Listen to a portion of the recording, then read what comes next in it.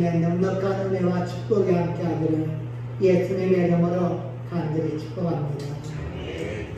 우리가 읽었던 본문의 말씀은 에돔의 멸망에 대한 예언을 적나라하게 보여주고 있습니다. 지난 시간에는 에돔이 멸망받아야 할 이유가 교만이라고 말씀을 드렸습니다. 오늘 우리가 읽었던 이 본문에도 에돔이 멸망받아야 될 그 이유에 대하여 말씀하고 있는데, 그것은 바로 에돔이 포악하고 악했다는 것입니다. 특별히 이런 포악과 악을 또한 누구에게 행하였는가 말씀할 때에 바로 저 형제나 다름없는 남유다를 향하여서 행했기 때문입니다. 하나님은 당신의 언약 백성에게 포악을 행한 에돔에 대하여 중요한 심판을 예고하고 계신 것입니다. 또한 중요한 것은 오늘 본문은 에돔에게만 심판이 있는 것이 아님을 우리에게 말씀하고 있습니다. 에돔에 대한 멸망을 확대해서 만국에 대한 멸망으로 연결하고 있습니다. 결국 모든 민족이 다 멸망당하게 된다는 것입니다. 오바다의 예언은 구약에서 짧은 한 장으로 구성되었지만 내용만큼은 결코 짧거나 간단하지 않습니다. 오늘 우리는 말씀을 통하여 이러한 부분을 깊이 또 한번 새겨야만 되고 하나님이 주시는 지혜와 교훈을 살펴볼 필요가 있습니다. 특히 우리는 에돔과 관련된 말씀을 우리 개인과 우리의 삶에 적용시켜야만 됩니다. 에돔이 어떤 행동을 하였는가, 단지 에돔의 이야기가 아니라 오늘날 이 시대를 살아가는 믿음의 사람인 우리에게 똑같은 모습으로 적용하고 우리를 판단해 보아야만 된다는 것입니다. 소선지서는 당시의 이야기를 기록하고 있지만 이 말씀은 결코 당시의 이야기만이 아니라 바로 오늘을 믿음으로 살아가는 여러분과 저에게 주시는 하나님의 음성이라는 점에서 아주 중요한 의미를 담고 있습니다. 그렇다면 오늘 본문 속에서 에돔이 멸망의 이유가 되는 강포와 포악이 무엇이었는가, 그리고 오늘 이 시대에 믿음으로 살아가는 우리 또한 어떠한 포악과 악행을 저지르고 있는가, 또 한번 자신을 돌이켜보면서 하나님 안에서 믿음으로 회복되어지고 마지막 시간에 하나님께 영광 돌리는 귀한 삶이 되어지기를 예수님의 이름으로 간절히 축복합니다. 첫째로 에돔은 어려움을 당하는 형제를 이익의 도구로 삼았습니다. 우리 먼저 이스라엘과 에돔의 관계를 정리해볼 필요가 있습니다. 과연 이들이 어떤 관계에 있었는가? 믿음의 조상 아브라함은 이삭을 낳았습니다. 그리고 이삭은 에서와 야곱 쌍둥이를 낳습니다. 이 두 쌍둥이는 뱃속에 있을 때부터 싸웠고 태어날 때도 동생 야곱이 형의 저 발꿈치를 잡고서 태어나는 아주 이상한 모양을 가졌습니다. 성장하면서도 야곱은 그의 형인 에서에게 팔쪽 하늘로 들어온 장작끈을 빼앗고 넓은 아버지 이삭을 속여서 이삭이 장자인 에서에게 베풀려는 축복을 가로채게 됩니다. 이 일로 인하여서 에서는 동생 야곱을 죽이려고 하자 야곱은 그의 어머니 리브가의 조언대로 삼손의 집에 있는 밧단 아람으로 도망가게 되어집니다. 그리고 야곱은 그곳에서 오랜 시간 동안 가족을 이루고 하나님의 지시를 받아 다시 가나안 땅으로 돌아가게 되어집니다. 그런데 그때 형 에서가 군사를 데리고서 마중을 나온다는 소리에 너무나 무서운 야곱은 약속강에서 한덕배가 부러질 정도로 기도하게 되어집니다. 그 위에 하나님의 은혜를 입고 이름이 야곱에서 이스라엘로 바뀐 후에 형 에서를 만나고 서로가 기쁨의 제를 합니다. 중요한 것은 그렇게 두 형제가 만났지만 함께하지는 않습니다. 안건이 그대로 남아있었기 때문입니다. 야곱은 약속강에서 하나님의 바꾸어진 이름으로 이스라엘이 되어서 그는 베델로 올라가서 이스라엘 민족을 세우게 됩니다. 그리고 또한 에서는 세상으로 간 후에 나라를 세워서 에돔으로 나라가 되어집니다. 결국적 이스라엘과 에돔은 형제 나라입니다. 그런데 두 나라의 그런데는 야곱과 에스의 이야기에서 넓혀지는 것처럼 관계가 좋은 나라는 아니었습니다. 즉, 한 피를 타고 태어난 형제였지만 그렇게 이루어진 야곱과 에스를 통하여 이스라엘과 에돔이 세워졌지만 좋은 관계는 아니었습니다. 성경에서 이스라엘과 에돔은 형제의 나라임에도 불구하고 적대 관계임을 우리에게 수없이 많이 보여주고 있습니다. 특별히 이스라엘 민족이 애굽에서 430년간 노예생활을 하다가 해방을 하여 가나안 땅으로 갈 때에 가장 빨리 갈 수 있는 지름길은 에돔 땅을 지나가는 것입니다. 그래서 그들에게 양해를 구합니다. 우리가 에돔 땅에 있는 돌멩이 하나도 만지지 않을 테니까 길을 지나갈 수 있도록 허락해달라. 그런데 에돔 왕은 이것을 거절합니다. 도리어 군사를 보내서는 그 길을 막아버립니다. 어쩔 수 없이 이스라엘 백성들은 긴 거리를 오랜 시간을 둘러서 가야만 되는 이러한 고통을 겪게 되어집니다. 다윗 시대는 두 나라가 복잡한 관계가 되어집니다. 어떤 때는 동맹의 관계가 되어지고 어떤 때는 또한 대적의 관계가 되기도 합니다. 그러다가 다윗이 주변 나라를 다 정복하고 통치할 때는 에돔도 속국이 되어집니다. 그러다 시간이 흐른 후에 솔로몬 시대에는 에돔이 반란을 일으켜서 다시 갈등에 놓이게 되어집니다. 이처럼 에돔과 이스라엘은 엎치락뒤치락하면서 우호와 동맹 또한 굴종 이러한 복잡한 관계를 가지고 있습니다. 여러분, 이미 각자 하나의 민족과 나라를 이루었기에 서로 경쟁할 수는 있습니다. 하지만 그의 근본 뿌리가 아브라함과 이삭 같은 조상입니다. 그렇다면 중요한 때는 힘을 모아야만 되고 하나 되어야만 됩니다. 그럼에도 이들은 그렇지 못하였습니다. 남유다가 바빌론에 멸망할 때에 에돔이 어떤 행동을 하게 되었습니까? 시편 기자는 그때의 상황을 이렇게 표현합니다. 시편 137편 10절 말씀입니다. 시작. 여호와여, 예루살렘이 해갔던 날을 기억하시고 에돔 자손을 치소서. 저희 말이 회파하라 회파하라 그 기초까지 회파하라 하였나이다. 아멘. 즉 바벨론이 남유다를 즉 침략해 와서 예루살렘을 점령할 때에 이스라엘 멸망시키라고 그들과 기초까지도 다 없애버리라고 옆에서 응원하면서 그런 힘을 뺐던 나라가 에돔이었습니다. 또한 에스겔서도 이렇게 말씀합니다. 에스겔 35장 5절 말씀입니다. 시작. 내가 옛날부터 하늘 품고 이스라엘 족속의 환난 때 곧 죄악의 끝에 칼의 권능에 그들을 붙였도다. 아멘. 이스라엘을 칼의 위력에 넘겼다고 말합니다. 단지 그냥 옆에서 소리만 지르고 부추기는 정도가 아니라 칼로서 가담했다는 것입니다.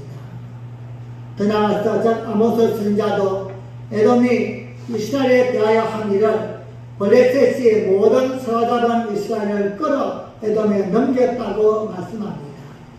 결국 에돔은 이스라엘 백성들을 잡아서는 포로로 넘겨주었다는 것입니다. 이러한 행동을 에돔이 했던 것입니다. 그래서 오늘 본문 10절에서는 하나님은 그러한 이유 때문에 에돔을 멸하시겠다고 말씀하시는 것입니다. 오바댜 1장 10절 말씀입니다. 시작. 내가 내 형제 야곱에게나 포악을 인하여 수욕을 입고 영원히 멸절되리라. 아멘. 형제인데 형제로서 함께한 것이 아니라 포악을 행하였기에 부끄러움을 당하게 되어지고 에돔이 멸절당하게 된다는 것입니다. 그리고 그러한 내용을 반복적으로 강조하고 있습니다. 바벨론에 의해서 유다가 멸망할 때에 여러 가지로 말씀합니다. 11절 말씀 보시면 이방인이 그의 재물을 빼앗아가며 외국인이 그의 성문에 들어가 예루살렘을 얻기 위하여 제비를 뽑던 날이라고 말합니다.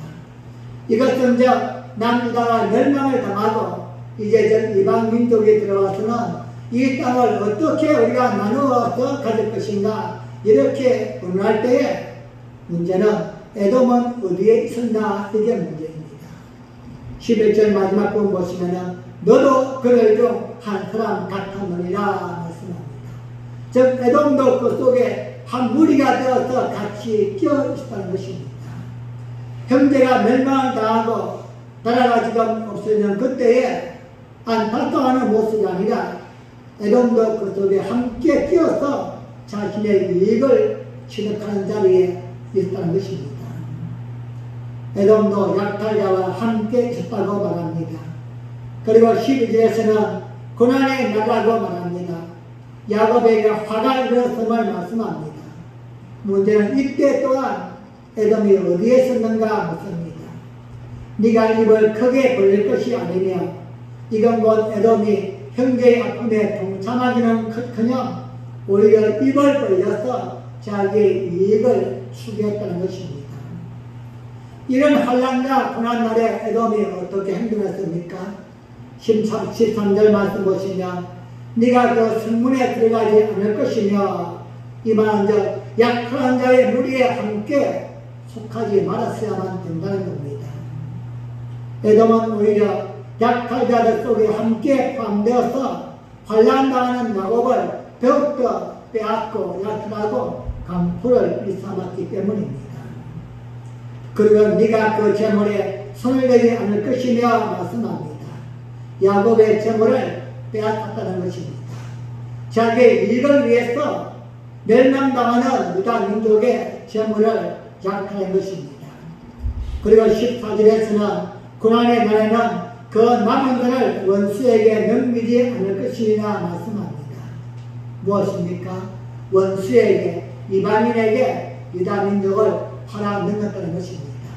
포로로 잡아주고 또한 그에 앞장서서 마치던 일제시대에 일본의 앞자리가 되어서 우리 민족을 팔아 넘겼듯이 에돔이 그러한 행위를 했다는 것입니다. 결국 에돔은 적극적으로 남유다가 망하는 일에 가담하여서 자신의 이익을 챙겼다는 것입니다.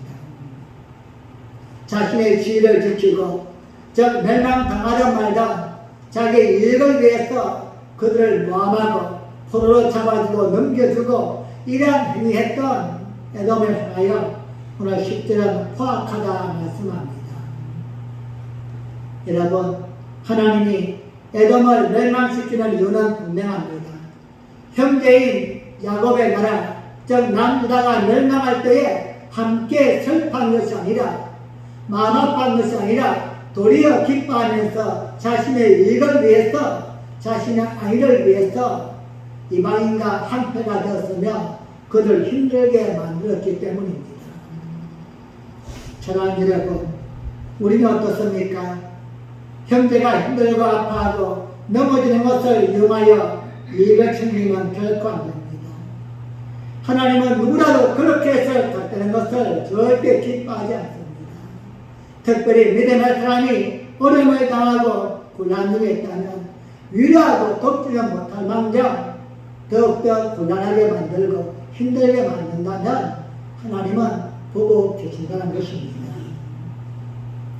적어도 형제가 어렵고 힘들할 때 마음이라도 함께 해야만 됩니다.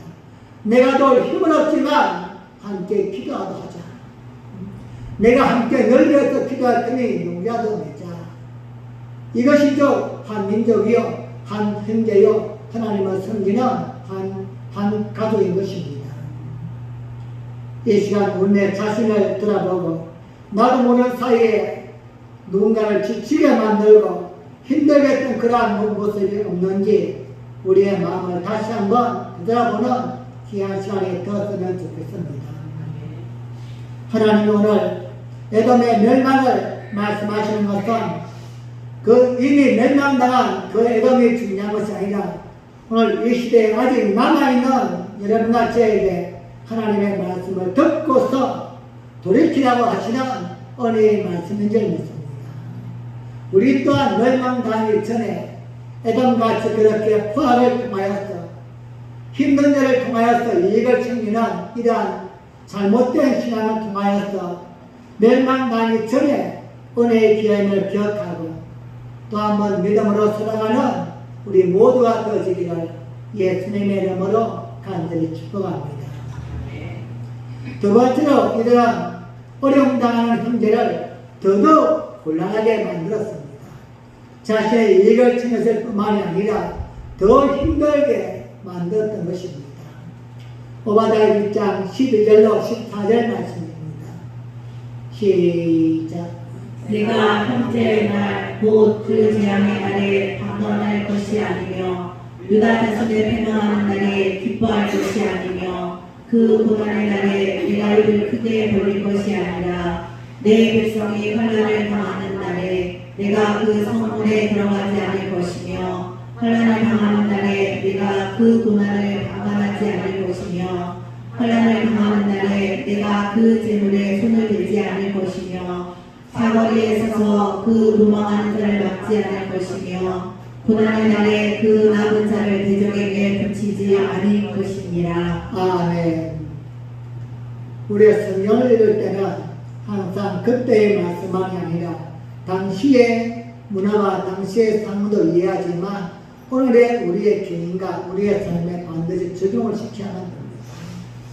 하나님은 에돔에게 어떻게 말씀합니까? 너는 그렇게 하지 말아야만 되는데 하지 않을 것이며 해서는 안 될 일을 했다는 것입니다. 그건 바로 어려움 당하는 형제를 더욱더 곤란하게 만들었다는 것입니다.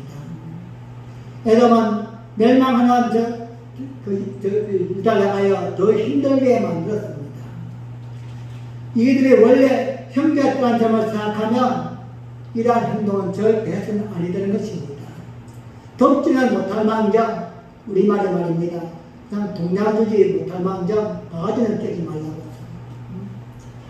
그냥 완전히 일어서지 못할 정도로, 희망을 갖지 못할 정도로, 이방인은 어차피 그런다 할지라도 이들은 그래서는 아니 된다는 것입니다.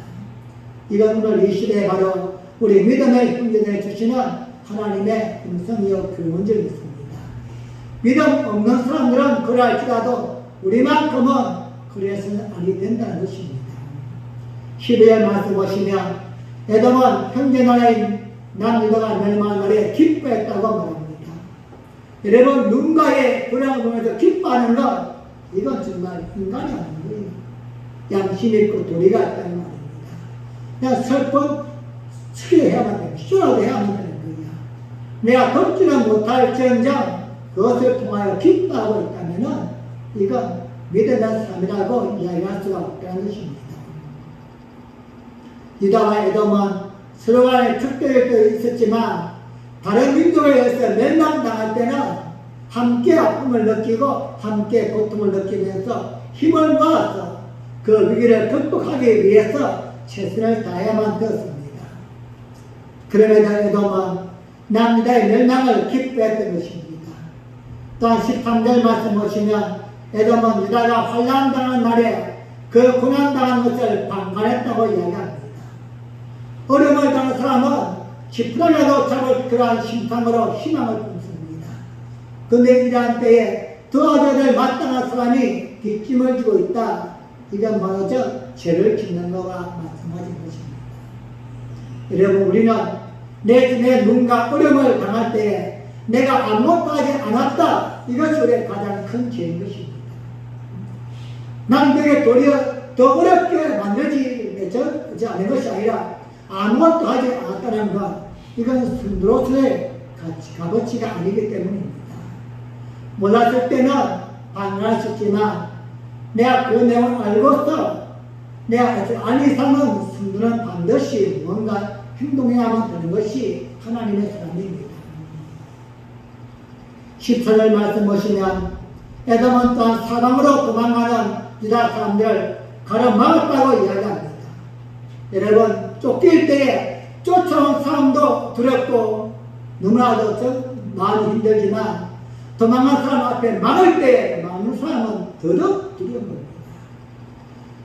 어떻게 하면 살 수 있을까 도망칠 때에 유일한 통로가 있는데 그때 누군가 앞에서 막았었다. 이건 쫓아오는 사람보다 더 두려운 것입니다. 이건 사실은 가해자보다 더 악한 것이요, 더 포악한 행위라고 이야기할 수 있는 것입니다. 바로 에돔이 그렇게 행동했던 것입니다. 쫓기는데 그 앞을 가로막는 것은 도망갈 유일한 작은 기회조차 희망조차 꺾어버리는 아주 포악한 행위이기 때문입니다. 에돔은 이런 면에서 이스라엘에게 적대감에 뒀고 포악을 행하였고 악독을 행하였던 것입니다. 사랑하는 여러분, 우리는 어떻습니까? 우리네 주변에도 이런저런 모양으로 어려움을 당한 사람이 있습니다. 그런 상황에 우리는 어떤 모습이 되고 있습니까? 말씀에 따른 희망과 도움이 될 수 있기를 간절히 축복합니다. 말이든 아니면 몸이든 행동이든 무엇이든 간에 희망과 용기가 되어야만 됩니다. 이것이 또 성도의 모습이요, 하나님 우리에게 또한 기뻐하시고 원하시는 믿음의 삶인 줄 믿습니다. 그럼에도 내가 어려움을 당한 것이 아니라고 외면하거나 또 무시한다면 성도의 정당한 행위라고 이야기할 수 없습니다. 직접 내가 그에게 피해를 주고 아프지는 않았지만 나도 모르게 방관하고 있는 것은 어쩌면 방조죄가 될 수도 있다는 것입니다. 하나님이 우리에게 알게 하시고 뭔가 내게 보여줄 때는 내가 할 수 있는 일이 있기 때문입니다. 사랑하는 여러분, 아무것도 하지 않는 자가 아니라 적극적으로 신앙인의 동참한 자가 되어야만 됩니다. 그와 함께 있어주든지 기도해주든지 물질로서나 아니면 다양한 시간적으로 세워주든지 우리가 할 수 있는 모든 것을 동원해서 위로하고 세워줘야만 됩니다. 이것이 곧 성도이기 때문입니다. 성도는 무엇인가 하지 않으면 안 되는 사람입니다. 당연히 할 일을 하지 않음으로 인하여서 상대방이 더 어려움을 당하고 더 난관을 당한다면 하나님은 그 책임을 어쩌면 에돔처럼 우리에게도 묻지 않을까, 우리 또 한 번 자문해 봐야만 됩니다. 내가 힘이 있음에도 불구하고 그를 이렇게 붙잡을 수 있고 위로할 수 있고 채워줄 수 있는 힘이 있음에도 불구하고 방관했다, 그냥 울음쓰겠다. 이건 어쩌면 하나님이 나에게 주시는 심판의 기회요, 또 한 번의 은혜의 기회이기 때문입니다. 성도는 화평을 이루고 화목을 이루는 통로가 되어야만 됩니다. 여러분, 예수님의 마음으로 이 시간부터라도 혹시라도 우리의 주변에 누군가 도움의 손길과 어려움의 찬자가 있다면 성도로서 하나님의 마음으로서 그들을 또 한번 세워주고 위로하고 함께하는 귀한 삶이 될 수 있기를 예수님의 이름으로 간절히 축복합니다. 마지막 세 번째로 에돔은 모든 민족에 대한 표상으로 보여주고 있습니다. 오늘 우리가 읽던 말씀은 에돔의 심판을 말씀하고 있습니다. 그런데 15절 말씀에 가면 갑자기 어조가 널뛰기를 합니다. 오바다 1장 15절 말씀 보겠습니다. 시작. 여호와의 왕국을 구할 날이 가까웠으니 너의 딴대로 너도 받을 것인즉 너의 한 것이 내 머리로 돌아갈 것이라. 아멘. 갑자기 여호와께서 만국을 구할 날이 가까웠으니 에돔을 이야기하다가 만국으로 그냥 판단의 띄역을 넘어버립니다. 에돔에 대한 멸망의 이야기 끝나는 게 아니라 만국이란 말이 툭 튀어나오는데 그 의미가 무엇일까? 여러분, 갑자기 왜 만국이란 말이 튀어나오게 될까요? 우리 성경을 읽으면서 성경 속에는 어느 유의가 많은 것을 발견해야 됩니다. 특별히 성경은 히브리어로 기록되어 있는데 히브리어는 원래 자음만 되었습니다. 즉 자음으로 에돔과 만국은 같은 뜻을 품고 있습니다. 알레, 델레, 벳, 이 세 가지로서 이루어졌습니다. 그러므로 에돔만 볼 것이 아니라 에돔을 통해서 하나님이 주는 말씀에 떠서 이제 이 시대의 만국, 천하 모든 세계를 하나님이 또 멸망시킬 때가 있다는 것입니다. 이건 뭐죠? 예수님의 재림을 우리에게 의미하고 있는 것입니다. 이때는 너의 행한 대로 너도 받을 것인자 너의 행한 것이 내 머리로 돌아갈 것이다. 에돔이 그가 파악했고 또한 그 형제 남유다를 또한 외면했던 이러한 모든 것 때문에 멸절을 당했듯이 우리 또한 마지막 때에 조짐껏 끼어있고 하나님 앞에서 자신을 지켜나가야만 된다는 뜻입니다. 로마서는 우리에게 말씀하기를 모든 사람이 죄를 범하였음에 이렇게 말씀합니다. 즉 하나님의 영광이 이루어지지 못하였다 단정하고 있습니다. 즉 구약에서 주었던 그 모든 말씀들을 신약에서 한마디로 정리한다면 하나님의 영광이 이루어지지 못한 자들, 이러한 자에게 예수님을 통하여서 또 한 번의 기회가 주어진 여러분과 저는 이제는 에돔처럼 멸망당하지 말아야만 된다는 것입니다. 우리는 성경을 하나의 이야기로만 읽으면 절대 안 됩니다. 그 하나의 이야기 속에서 오늘 이 시대에 내 자신의 이야기로서 만들어야만 되고 우리의 삶의 원리로 그것을 수용할 때에 신앙이 성장해 되어지고 변화와 결단이 일어나게 되는 것입니다. 오늘 이 본문 속에서 에돔의 멸망을 이야기하면서 에돔이 이 정도니까 당연히 멸망을 당해야지 이것으로 끝나면 아무런 의미가 없다는 것입니다. 에돔이 파악하고 깍둑해서 그 형제들을 위로하고 돌보고 또한 세워주고 숨겨주고 힘을 보태줘야만 가능한데 이들은 멸망까지 했었구나. 그럼 이 시대 우리는 나는 어떻게 해야 될까? 여기까지 발전해 가야만이 하나님이 주시는 뜻을 이해할 수가 있는 것입니다.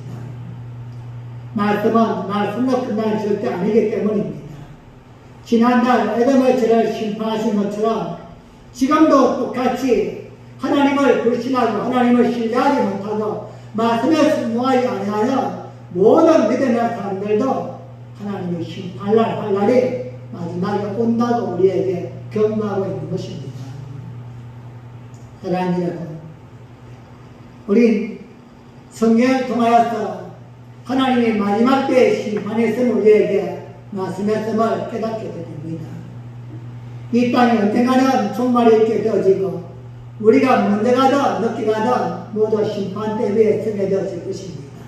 그리고 그때는 에돔처럼 우리 또한 하나님의 말씀에 순종하며 살았는가, 하나님의 말씀을 거역하며 살았는가 심판대 앞에서 결판하게 된다는 것입니다. 에돔은 당시에 그들이 하나님의 말씀 앞에서 지켜야 될 도리와 요리를 지키지 않았기에 그들은 멸절당했습니다. 그는 한 형제 나라인 그 남유다의 멸망을 방관하고 자신의 이익을 챙기고 자신의 이익을 위해서 했던 그 행동을 통하여서 멸절당했다면 오늘 이 시대의 하나님은 무엇으로 우리를 심판할까요? 바로 하나님은 말씀으로 심판하시리라 약속하셨기 때문입니다. 하나님은 오직 말씀을 통해서만 심판하시는 분이십니다. 그리고 16절 말씀 보시면 너희가 내 생선에서 마신 것 같이 만국인이 항상 마시리니 말씀합니다. 이건 당시에 에돔이 예루살렘에서 승리의 축배를 든 것을 이야기합니다. 그것처럼 만국도 그렇게 언젠가는 된다는 것입니다. 그런데 중요한 것은 한 번이 아니라 항상 마신다 말씀합니다. 그리고 그 결과가 어떻게 되어집니까? 곧 마시고 삼켜서 본래 없던 것 같이 되리라. 본래 없던 것 같이 이 땅에 이루어진 모든 것들이 없어질 때가 온다는 것입니다. 어느덧 하나님의 마지막 때가 우리에게 온다는 것을 에돔의 멸망을 통해서 우리에게 보여주고 있는 것입니다. 사랑하는 여러분, 에돔만 멸망당한 것이 결코 아님을 믿으시기 바랍니다. 하나님은 에돔만 멸망시키기 위해서 성경을 기록한 것이 아니라 이스라엘도 멸망당했고 남유다도 멸망당했습니다. 그들은 하나님을 섬기던 선민이었지만 그럼에도 불구하고 하나님의 말씀에 순종하지 않을 때에 그들 또한 포로가 되어지고 멸망을 당한다는 사실은 오늘 우리에게 무엇을 의미할까요? 이 시대도 하나님은 심판이 있음을 말씀하고 있는 줄 믿습니다. 에돔과 만국의 멸망은 즉 그냥 말로만 끝나는 게 아니라 오늘 우리에게 주시는 바로 신앙의 핵심을 또 한번 기억해야 될 것입니다. 말씀을 맺겠습니다. 우린 지금까지 짧은 한 장인 즉 호다스를 통하여서 에돔의 멸망을 살펴봤습니다. 하나님은 에돔만 멸망시키는 분이 아니심을 우린 또 한번 깨달았습니다. 하나님은 이스라엘도 남유다도 선택받은 모든 백성도 마지막 날 심판하시는 분임을 우리는 잊지 말아야만 됩니다. 그것을 바로 오늘 본문에서는 재앙의 날이요 공고의 날이요 환난당하는 날이다 이렇게 말씀하고 있습니다. 이것이 바로 하나님의 심판입니다. 이때 우리는 어떻게 하면 됩니까?